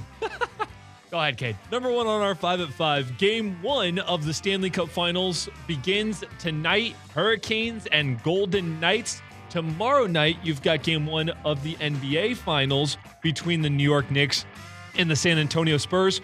Which Finals Game 7 series will be more competitive? I would say the most competitive one is going to be Spurs-Knicks. I'd like to see. I think this Vegas series is underrated. Jonathan Zazo did not agree. He thought this was going to be Carolina in 5. I think this is going to be a very competitive series both ways. I think you'll see 6-7 games on either side. I'm going to root for the Spurs and Knicks to be a true timeless classic, and I have a harder time seeing that more capably with the NHL. What about you? It's a tough one. I actually see both games going 6, no matter what. Both series going 6, yeah. I think the one more likely to go 7 would actually be the Stanley Cup Finals, and I'm going to take the Golden Knights in that one. I actually think they're going to shock the world. They came over and steamrolled the Avalanche. Carolina's good. I think the Golden Knights are a little more experienced. Joao Fonseca survives in the 12th game of the 3rd set, down 2-0 against Jakub Mensik. 6-6 entering a tiebreak in that 3rd set after a 9.5-minute game and 6 match points. Fonseca escapes. It's the type of thing that gets you back into the match. Cade, what's number 2? Number 2. The Guinness Book of World Records has their own podcast, and a new world record was set yesterday. Colin, the most amount of takeout dishes memorized and recited in 30 seconds. Check it out, Elias. I believe we have it. Go. Egg fried rice, chicken fried rice, pork fried rice, special fried rice, Singapore rice noodle, plain chow mein, chicken chow mein, pork chow mein, beef chow mein, chicken balls, prawn balls, pork balls, sweet and sour chicken, sweet and sour pork Hong Kong style, sweet and sour prawn, beef in black bean, chicken in black bean, pork in black bean, roast duck Chinese style, roast pork Chinese style, chicken Chinese style, crispy aromatic duck, seaweed, sesame prawn on toast, spicy pork, mixed hors d'oeuvres, chicken and sweet corn soup, chicken noodle soup, hot and sour soup, prawn crackers, chips, salt and chili chicken. I actually thought that would be much faster. Was that all impressive to you? I thought that would be much faster. For a Guinness Book of World Record, I feel like that's a capable one to beat. There was a couple ums in there. True, correct. 100%. You can't have a couple ums. Just go find a rapper, make him memorize that stuff. I was going to say, and they're not saying anything all that complicated. I wonder what the criteria is for what things on a menu you could actually say, or you're forced to say, or you have to say. But I actually thought it'd be much faster once I heard that record. I guess not. Wow, okay. That impressive to me. There are some fascinating Guinness Book of World Records. That's not one that's on my list, but it is. Hey, get your name etched in the record books. Their YouTube channel has been something I have rabbit holed multiple times of just clicking on random. Some weird stuff. Yeah. You're like, this is in here? What's that? Number 3, Kate Chums and Colin Russo. Number 3. Cleveland Browns head coach Todd Monken said it would be a, quote, slippery slope to draft Texas Tech quarterback Brendan Sorsby if he enters the supplemental draft. Should a team take him if he ends up there? Honestly, if you're a team that needs a flyer, you're not putting a lot of capital towards it. If it's a supplemental draft or however it works, you're not necessarily. You're not going to put a first rounder up. You're not going to put a second rounder up. I'd be surprised a third rounder maybe. If that's the case, I wouldn't say that's the biggest deal in the world to go take a flyer. If it doesn't work, it doesn't work. All right, well, you lost a fourth rounder out of that and move on with our lives. But if it does work, then all of a sudden you look like geniuses. And even if it's a project, I think he's better off suited to go to a project because he had another year of college. But I don't know. Is it worth screwing up a little bit of the camaraderie of the QB room? I don't think the Browns should do it, but the Jets? Why not? You have 1,000 picks next year. If you get a sense if this guy's any good or not, if he stinks, then all right, we'll move on. So I actually don't think it's a terrible move to at least consider it. He's going to be out there. He's going to be a name. He'll float around to it for a few teams. The Browns are the last team who needs this Yeah, we don't guy. need another. That's a circus. Monken's the last guy who should be commenting on this for sure. We don't need a circus. I thoroughly agree there. Let's get to number 4. Number 4. A day after the Rams shocked the NFL by acquiring Myles Garrett, they might not be done yet. Pat McAfee says he's reached out to Aaron Donald, and Donald says it has got him thinking, and he has to see if he can still light that fire. Are the Rams Super Bowl favorites, and could Donald be back? Yeah, if they're favorites as of today, and even if they get Donald back, Donald doesn't need to be great. That would be one of the best defensive lines of all time. I don't care if he's 35 years old, 34 years old. They got Kobe Turner, they got Byron Young. I mean, they got guys. Braden Fisk, him with Donald, and then all of a sudden you put Garrett in there. Those guys are going to combine for 60 sacks, and that includes a pretty decent secondary and an excellent offense. There should be, by far, as it stands today, the Super Bowl favorites, and if they are somehow able to add Donald, and I don't think it's that far out of the realm of possibility, then I definitely think we're talking about one of the most fearsome teams individually, talented-wise, that we've seen in quite some time. I'm looking up the Rams' bye week right now. Because does he have to join for the full season? I don't know if that would be his plan if you're going to do it. I mean, I would figure you Because I'm thinking, you don't need to work your body for a full, why? Well, the Rams have a tough schedule, too, because the Rams are traveling a lot. Remember, they start in Australia. No, I hear you. The week they have off is around week 13, I want to say. Week 13, it looks like. Yeah, so you could technically just join right there. It'd be after all your traveling's done. All your international traveling is done. It's not the worst thing in the world. Might as well just be healthy for playoffs. I mean, you honestly could just join for playoffs. I think you're going to want a few games under your sleeve before that. So I don't think he needs a full season in order to make this season worth it for the Rams. He's already a multi-time Defensive Player of the Year. He's a first-ballot Hall of Famer as it stands today. Do you want to get another championship? Do you want to be a part of something special? He could absolutely do it. He's still a monster in the weight room, too. Let's do number 5. Number 5. All right, Colin. ESPN writers in their countdown to the NFL season made some bold predictions for the upcoming season. I'm going to give you 4 of their predictions. I want you to rank them most likely to least likely to actually happen. All right, roger that. Caleb Williams wins MVP. Okay. Patrick Mahomes wins MVP. Okay. Kyler Murray wins comeback player of the year, the Texans are the AFC's #1 seed and make it to the Super Bowl. Okay. I would say Mahomes, MVP 1, Kyler Murray, comeback player of the year 2. Caleb Williams, Kate's not going to like this. Caleb Williams 3, and the Houston Texans with CJ Stroud are not winning 14 or 15 games. We're all good. It's not going to happen. So that's going to be number 4. Texans being the #1 overall seed in the AFC. Kate, your thoughts? So if I were to actually rank these, I would say Kyler Murray winning comeback player of the year #1. Yeah. I actually think that's like a given almost at this point if he can just play decently. The Texans, AFC's #1 seed and make it to the Super Bowl, I'm going to put at the 2 slot. There's the bias. Go ahead. I think you're only going to need to win 13 games to be the #1 seed in this AFC. Last year, I think it took 14, right? Was it 13 last year? I think the Broncos were 13-4. Maybe. And then I'm going to say Caleb Williams, MVP 3, and I don't think Patrick Mahomes has a chance to win MVP this year. I'm going to put that at 4. Wow. Okay. I'm surprised, but I could see Patty turning it around. And watch for him to be a comeback. I don't know if it counts being the last 4 or 5 games of the year, but an off year. He played 15 games. Yeah. You can't win MVP if you play healthy 15 games. Well, I'm saying comeback player of the year, too. I mean, I don't know how that works. No chance. There's just a history of comeback players of the year. You have to either be historically bad and forgotten or out for almost an entire year. Yeah. Okay. Fair enough. Because every time Joe Burrow comes back every other year, we think about him and all the guys who have lost major games to injury. Murray, if he is capable, I don't know. I got to think of the guys who had major season-ending injuries last year who could potentially combat him. Off the top, and that's usually I'm gonna look backward if I have to remember. I'm gonna take a look at that right now. The comeback We had player, Joe Flacco a few years ago. Who won it last year? I can't even remember who won it last year. Let's take a look at the comeback player of the year by year. McCaffrey won it last year, and then the year before that it was Burrow, Joe Flacco, Geno Smith, Burrow, Alex Smith, of course, just for taking the field.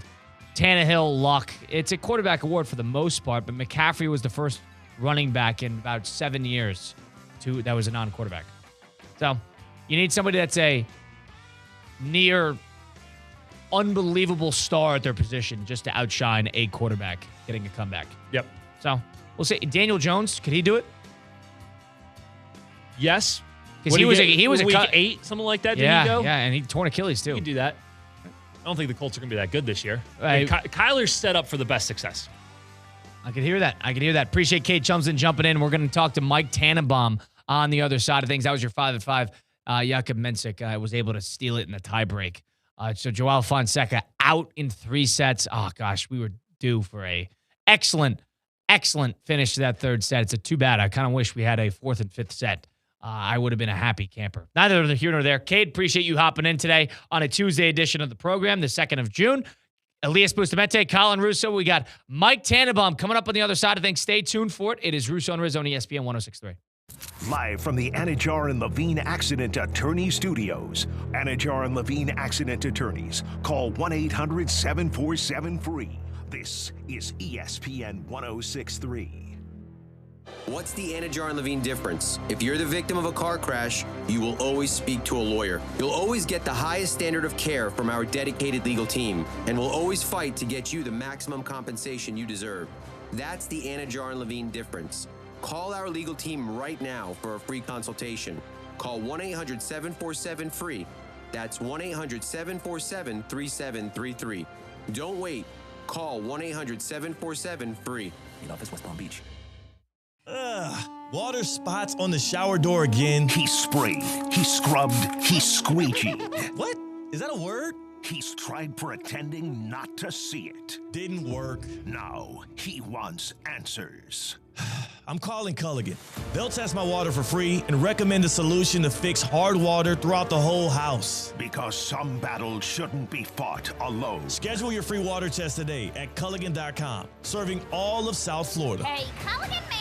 Have you ever wished buying a car could actually feel easy? At Greenway Kia West Palm Beach, it does. Just call Lonnie Mister. Tell him what you're looking for, and before you arrive, he'll have a vehicle ready out front, washed, gassed up, and waiting for you. He'll even text you photos so you know exactly what to expect. No games, no pressure, no hidden fees, just real people helping real people. And with hundreds of new Kias arriving, including the Telluride, K4, K5, Sportage, and all-electric EV9, there's never been a better time to find the perfect ride. Not sure which Kia is right for you? Take advantage of Greenway Kia's exclusive 24-hour test drive. Take it home, drive it, and make sure it's the one. Plus, this week only, the Greenway Kia Credit Clinic is back.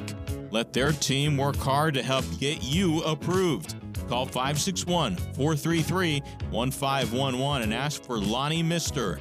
Greenway Kia, West Palm Beach, where buying a car feels personal. We want to see ya in a Greenway Kia. ESPN 1063 is your home for live sports, presented by Hard Rock Bet, the home of Inter Miami, the Florida Panthers, and the Miami Heat, with all of the biggest live events in sports. If it's happening in sports, it's happening right here on ESPN 1063, South Florida's home for sports, presented by Hard Rock Bet. Offered by the Seminole Tribe of Florida, must be 21 plus, physically present in Florida. The wager. Terms and conditions apply. If you or somebody you know has a gambling problem, please call 1-833-PLAY-WISE. You put a lot into your business. Your signage should reflect that. At Signorama West Palm, family owned and operated for over 32 years, we've been helping businesses stand out and stay top of mind. We don't just design signs. We handle the whole process, including professional installation and service. From ADA signs to reception signs and full storefronts, we turn everyday spaces into branding that gets attention. We can handle it all. Call us today at 561-687-7993 or visit signoramawpb.com. Whether you need batteries, tires, or services, we know you depend on your vehicle. You can depend on St. Lucie Battery and Tire with the largest inventories, expert technicians, and the best price out the door every day, guaranteed. You'll drive away with confidence. Life doesn't stop, and neither should your car. St. Lucie Battery and Tire is here for you. Our experts keep your vehicle ready with batteries, tires, and service you can trust. Fast, friendly, and always reliable. Summer is officially here. The sun's out, the grill's going, the weekends feel a little longer. And with Gießen 0%, you can enjoy the crisp, refreshing taste of premium wine without the alcohol. Bright citrus, tropical notes, clean, refreshing flavor made for warm nights and good company. From poolside afternoons to sunset dinners, Gießen fits the pace of your summer, keeping you sharp, social, and fully in the moment. Gießen 0%, real wine for real life. The moment is now.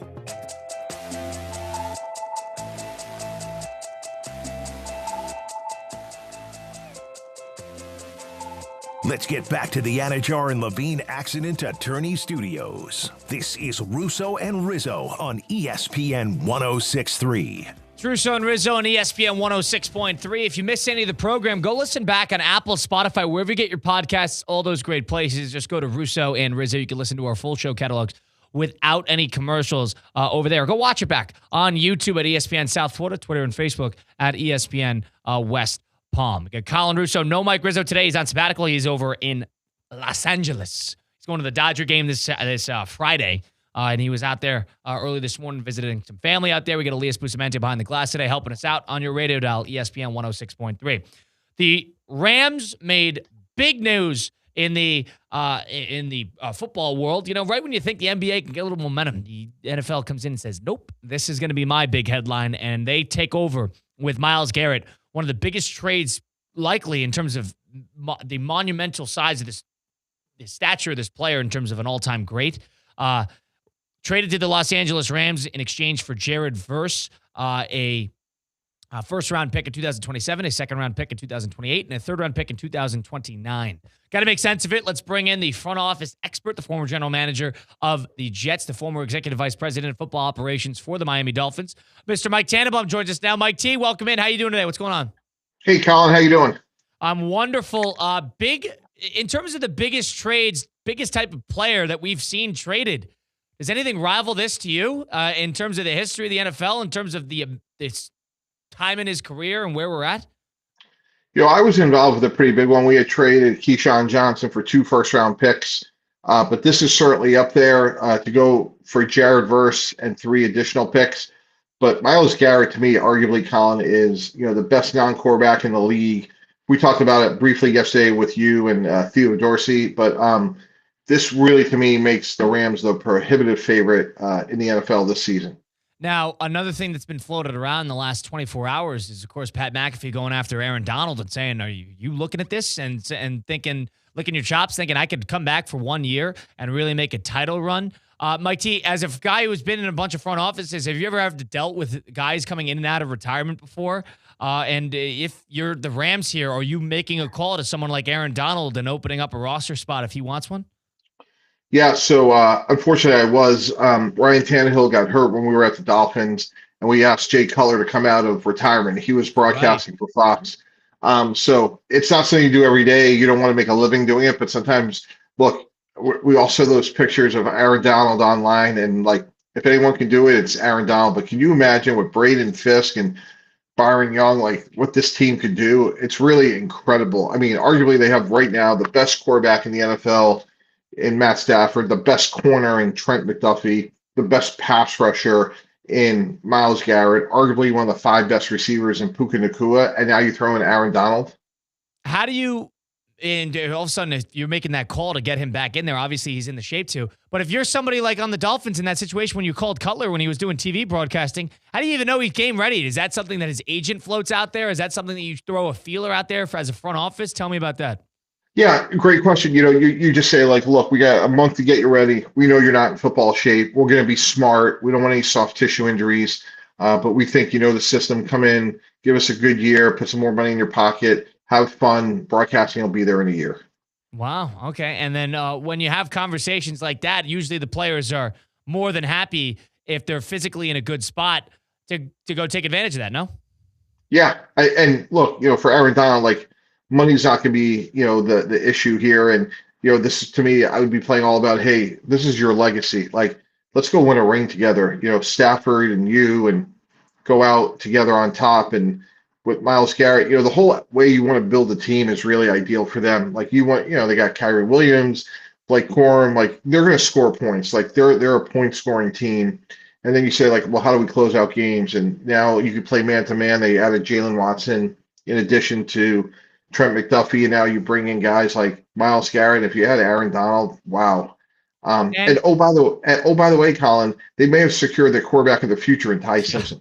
That's another point. And a lot of people like Ty Simpson, yourself included. But one thing everybody was dissecting was how Sean McVay reacted to general manager of the Rams, Les Snead, selecting Ty Simpson. You don't want to read too far in between the lines. It was under the impression that maybe McVay wasn't necessarily not on board with the player, but maybe the position. Because he is a pro Matt Stafford guy. Let Matt Stafford go out on his own terms.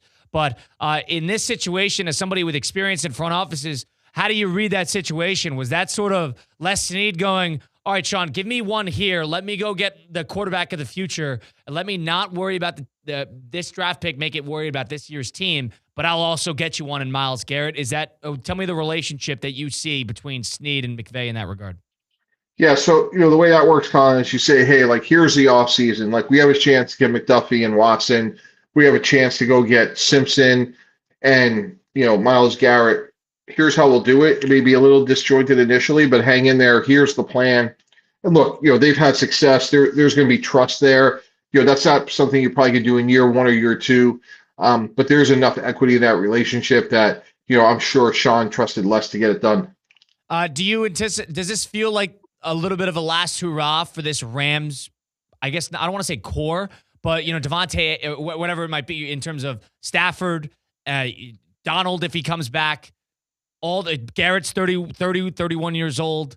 Does it kind of feel like we're capitalizing on a 2-year window before they worry about whatever they worry about when Ty Simpson comes about?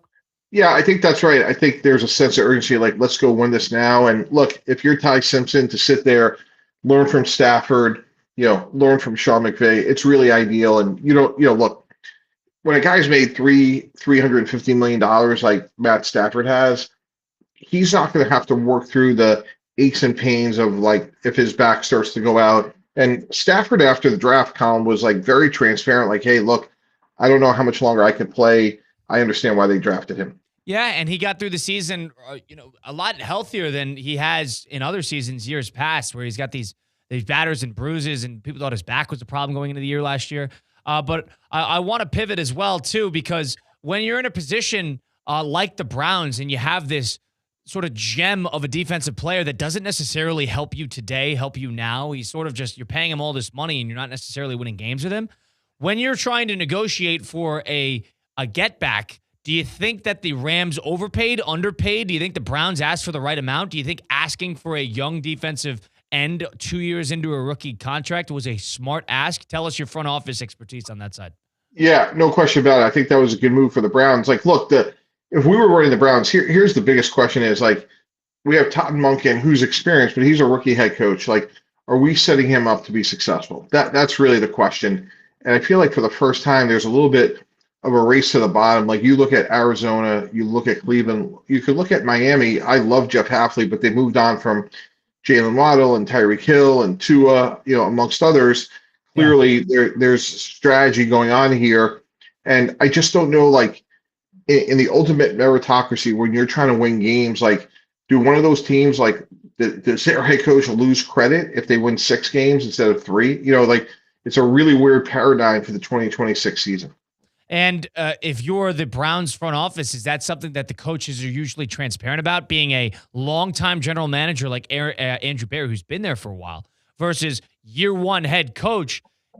Is the coach annoyed hearing the conversations that, hey, like, I'm trying to win games year one? That's obviously what the coach is trying to think. I'm in a 2 to 3 year tryout. Yeah, that's right. Convince him to get on board with, we're going to get a little worse, so we're better in the long term?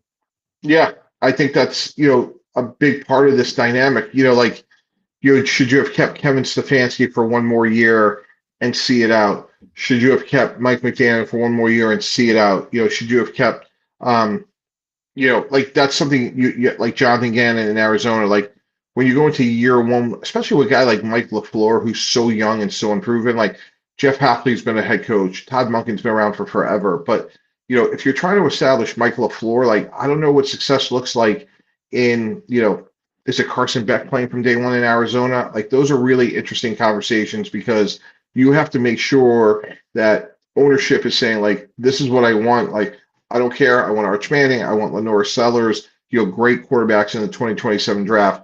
Don't worry about your record.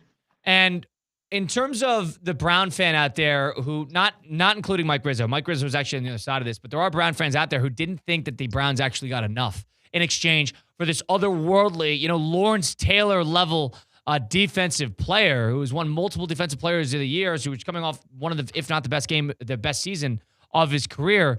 When you look at Jared Verse, I'd make the argument if Jared Verse hit the chopping block today, he might warrant at least a first-round pick and some change just as him, period. And then all of a sudden you add in the extra baggage they added to the trade. How did you view that the Browns actually going after a player instead of a pick there? Was that the right move? Yeah, I like both. I mean, Jared Verse is a young pass rusher. Like, that makes a lot of sense. I think they got really good value. Look, I'm in the business of acquiring and retaining great players. I've been on record of that. But if you're going to make a move, I think they got good value. I don't think that's, in dispute. The question is going to be, though, Colin, like, the Rams are going to be good, right? So let's just say, for argument, that pick is 25. And what happens if the Browns win 6 games and they're picking 8th, right? Now, what is the 8th and 25th pick really worth at the end of the day? Like, Miami's not going to move out of there. Arizona's not going to move out of there. It's not enough to trade you up. It's not enough to get you in there. Yeah. So that's where, to me, I think they got really good value, but the proof in the pudding is going to be how many games they win. Right. Mike Tannenbaum joining us now on Russo and Rizzo, the front office insider for ESPN on ESPN 106.3. I guess it's interesting because you say that and you say, well, if the Browns win 6 games and they surprise people, then all of a sudden you're behind the 8 ball and let's say they win 6 games and then they realize that we're going to need a quarterback. And then all of a sudden they enter into this year's draft and they're sort of behind the 8 ball because they put together a halfway decent roster that overperforms and they win a couple close ones. And we turn around, Todd Monken has a, quote, good year, but now the front office is sort of behind the 8 ball. Tell me about that dynamic where maybe coach is trying to win a little bit more than front office is, or front office trying to win a little bit more than coaches. Is that happening in the NFL, or are we overthinking that? Yeah, 100%. the best run organizations are the ones that are on the same timeline. Look at the 76ers. They just fired Daryl Morey, right, and kept Nick Nurse. That's somewhat unusual. They, in my opinion, should come in together and go out together. The best organizations are the one that have sustained success where there's great alignment. And again, like I look at Monken, Halfley, McDaniel, there's two McDaniels here, LaFleur in Arizona. Mike LaFleur. Mike LaFleur, where those three guys, Todd Monken, Mike LaFleur, and Jeff Halfley, want to establish credibility. There were a lot of good players that went out the door. You could look at the Jets. They clearly had a pivot because Aaron Glenn did not have a good first year. He's trying to establish himself. So I think, again, you need alignment. You need to have vision. And ideally, Colin, those guys should be on the same timeline. And do you think that the teams that aren't on that same timeline, the coaches, for example, the way I'll phrase this is the coaches and players that are coaching and playing for their jobs versus the front office that has taken all these efforts to not only offload players in exchange for picks, but try to capitalize on a good, what seems to be great, 2027 draft. Are those tough conversations that are had? Is there an animosity that can build in front offices and coaches because of that? Tell me about that. Yeah, absolutely. And that's why one of the signs we have in our office was, "In God we trust, for everyone else we need data." What that really stood for, Colin, was like, let's be a systematic, data-driven organization so we do have alignment. So if Ty Simpson is there, we could go execute on that. If we could go get a Myles Garrett, or in Cleveland's case, get great value, go get a Jared Verse and 3 other picks. That's clearly in their long-term best interest, but it does not help them short-term. And you really need alignment when you're in the interview process. Because if you get a coach that says, "Hey, I would not be comfortable training Myles Garrett," they're almost giving you the answers to the test. Mm-hmm. Mike Tannenbaum with us. Mike, last thing here before we let you go. I appreciate the time. A.J. Brown, no surprise, going over to the Patriots. He was basically in a Patriot uniform at OTAs within 20 hours of being traded from the Eagles. There was a number of different things, all that, the drama.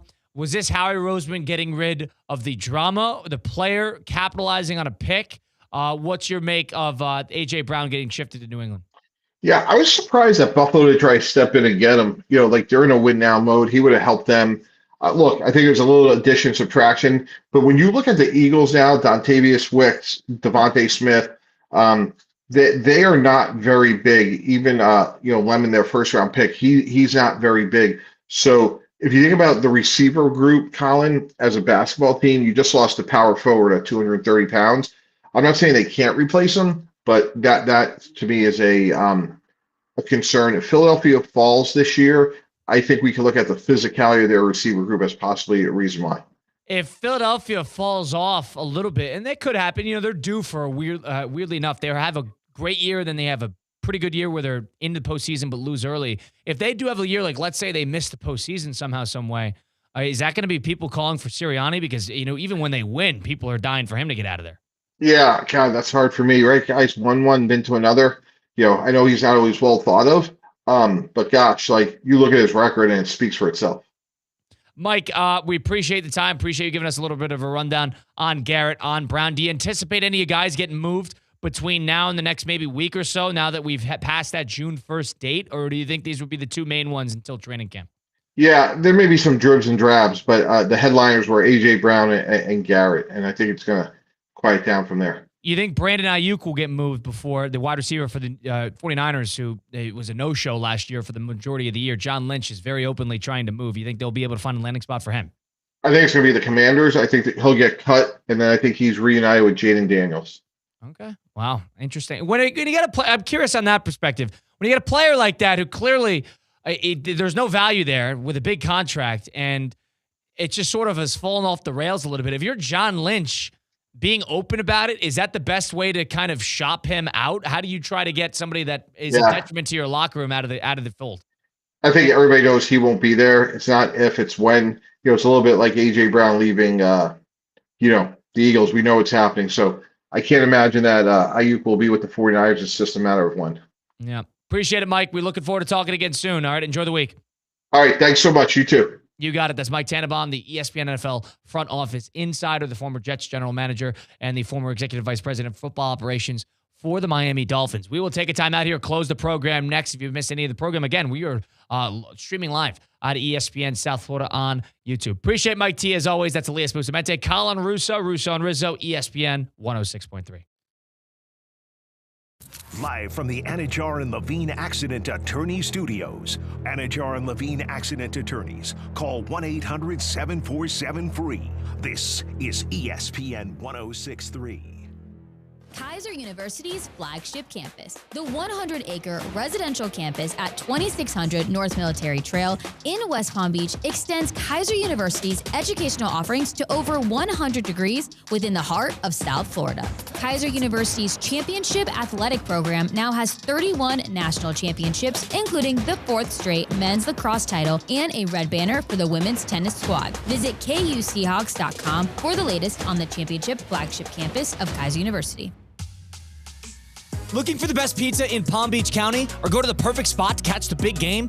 Adrian's Pizza Bar at City Place in West Palm Beach has it all. Enjoy handcrafted cocktails and Adrian's world-famous original square pizza, straight from Stone Street, Manhattan. Come see what everybody's talking about at Adrian's Pizza Bar in City Place. Open daily from 11:30 a.m. to midnight. And you can't miss the best happy hour in town. That's twice daily from 11:30 a.m. to 6 p.m. and again from 10 p.m. until close.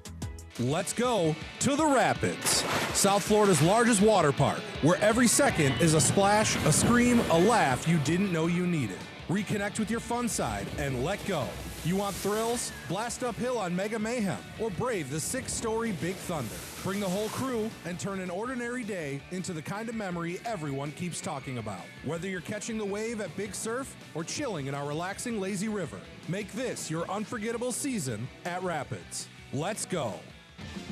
Tired of being sidelined by a sports injury? Get back in the game with Baptist Health Orthopedic Care. Whether you're a professional athlete or even a weekend warrior, you can get back to doing what you love with our compassionate orthopedic team. Experience a new level of care and get back to your best. Welcome to being treated like a pro. Make an appointment today at baptisthealth.net/ortho or call 833-556-6764.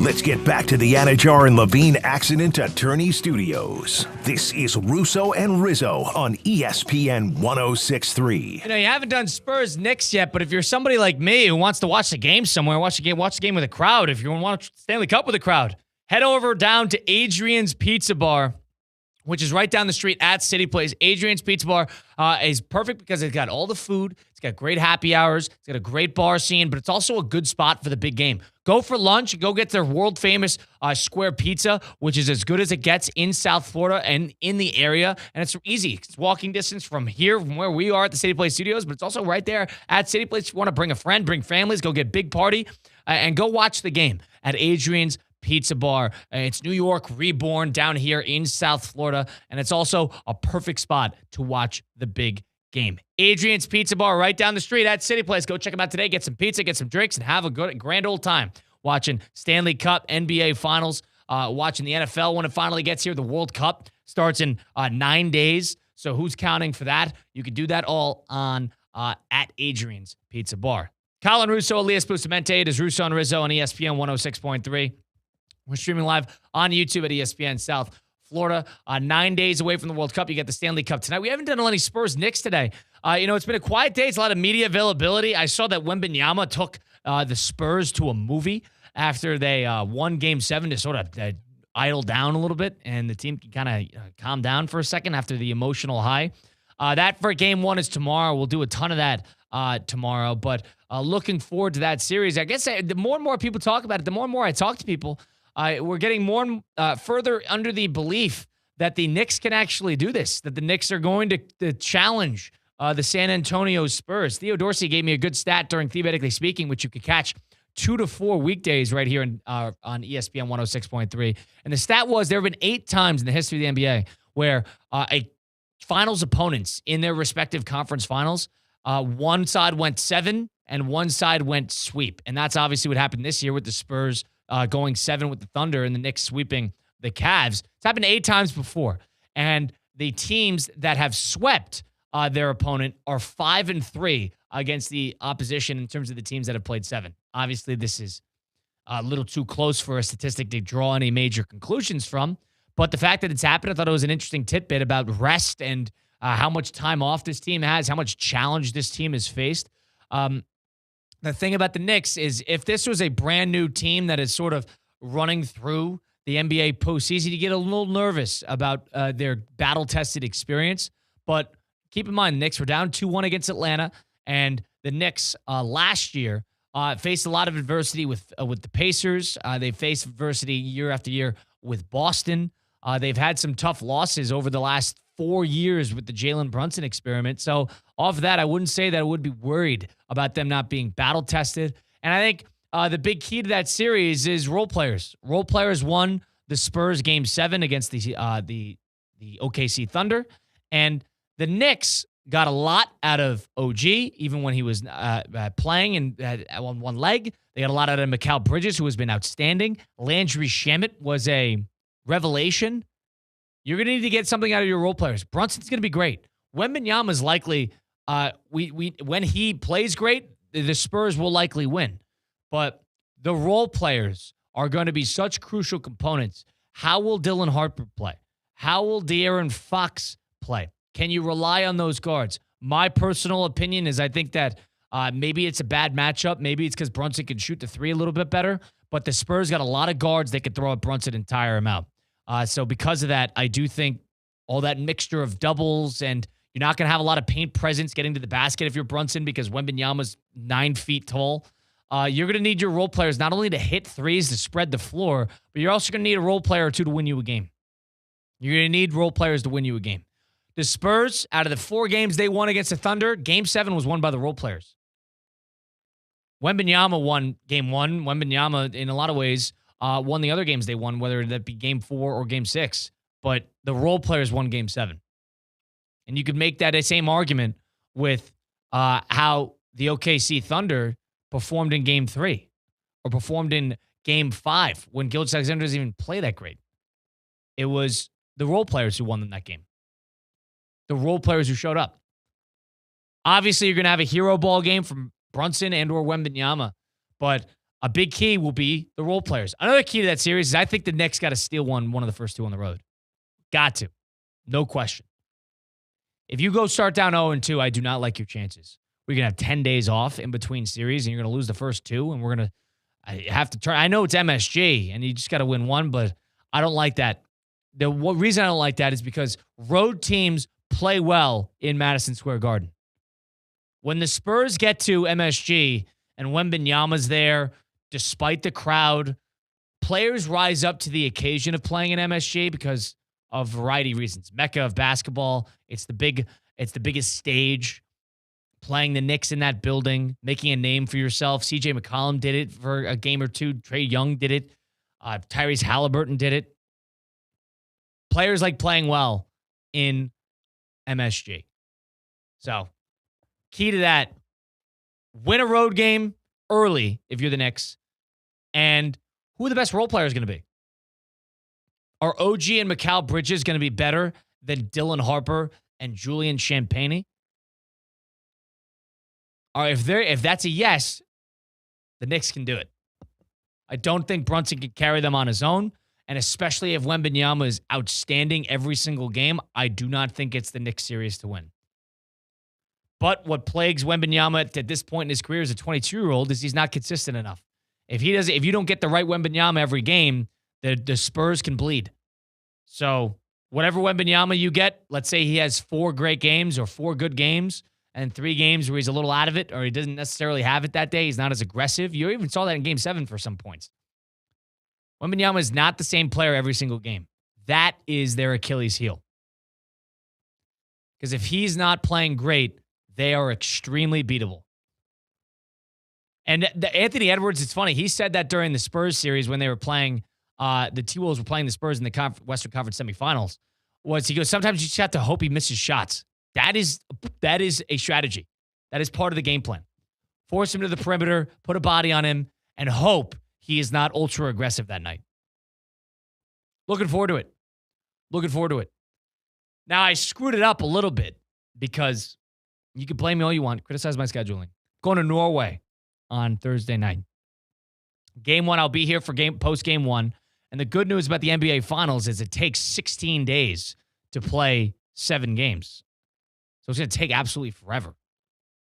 So from my perspective, I'm able to squeeze in a trip. I'm missing game 2. I'm going to watch it, but I'm missing the airtime surrounding game 2, 3, 4, and 5. And I'll be there for game 6 and 7. So I'm rooting for a good series. Game 1, 6, and 7, if it's anything like Spurs Thunder, I got away like a bandit. But if we have a bunch of classics, if game 4 is a classic, then I'm going to feel annoyed. Because that's a big thing with me is I don't like missing the games. The reason I scheduled it at this time of the year is because the World Cup starts in the United States. And the World Cup ends July 19th. So I'm not going to, I can't book an international trip in August because football season's starting. And it's hard for me to book an international trip at the end of July because you're bouncing around. So, and you're not doing it during the World Cup, not when it's in the United States. So we'll see. Mike's in LA. I'll be in Norway and Sweden. And I'm very lucky because one day I'm in Stockholm, Sweden. There is a girl who I was friends with in college whose boyfriend is another good friend of mine. I reach out. I'm in Stockholm, and Stockholm is an expensive city in Sweden. And I need somewhere to stay because I'm trying to figure out the accommodation. I'm trying to figure out I'm a hostel guy. I'm not a hotel guy. Don't even try to convince me. And Saturday and Sunday, I'm all set for the hostel. This is going to be next weekend, not this coming weekend, the following. And Friday, I can't find a place. Nowhere. I'm not Airbnb-ing it. It's too expensive solo. I'm solo tripping. And I'm not getting a hotel. I know one guy who lives in Stockholm. I don't know him that well. So I get connected with this gentleman who is sister, or who's a brother, whose sister I went to school with, who I haven't spoken to in, I don't know, a year, 2 years. And I get connected with him. He gives me a little bit of a lay of the land. Hey, here's the good spots to go. You want to make sure you check out this. You want to check out that. You go get some beers here. Go get some food there. Gives me a good lay of the land. We text for a little bit. Give me the rundown. Very appreciative of this gentleman, Eric. Then you have to break the tough question on Saturday. This is just switch gears really quick on my trip. To switch gears, I have to ask him on Saturday, hey, I apologize for asking, but is there a chance I could stay with you on Friday night? Gentleman who I've not met. He leaves me he's on read receipts on the iMessage, leaves me on red for a full day. I'm like, I'm screwed. I am dead. I'm going to have to sleep on the sidewalk. I'm dead. And I can't blame him. I mean, that's a tough ask. Can't blame him. What does he say on Sunday when he texts me back finally? He goes, my buddies kidnapped me, kidnapped as a joke, but took me over to Latvia for a bachelor party last second. I was a little busy. Couch is all yours. Got to check with the lady, his fiance, who he lives with, which is another whole caveat to the story. Let me check with the lady. Should be fine. Text me back by 4 hours after that. He goes, couch is calling your name. My guy. That's a lifeline right there. That's being a good Samaritan. Good karma is going to that gentleman Eric's way. Stockholm, Sweden, coming up. Norway, and Sweden. 10-day trip starting this Thursday. I'll be here tomorrow. I'll be here Thursday. Looking forward to that. Got an Icelandic Air, 8:30 p.m. out of JFK in New York. Don't ask me. Save myself some money booking it. It's going to be one of the more hectic 10 days of my entire life. Love travel stories. No Mike Rizzo today. Appreciate Elias Bustamante keeping us up over the airwaves. Appreciate Kate Chumsett helping us out with the 5 and 5. Thanks to Jonathan Zazzo and Mike Tannenbaum for joining the program. If you missed any of it, go listen back. Apple, Spotify, wherever you get your podcasts, all those great places. It's Colin Russo. See you tomorrow. Same time as always, 4 to 6. It's been Russo and Rizzo on ESPN 106.3.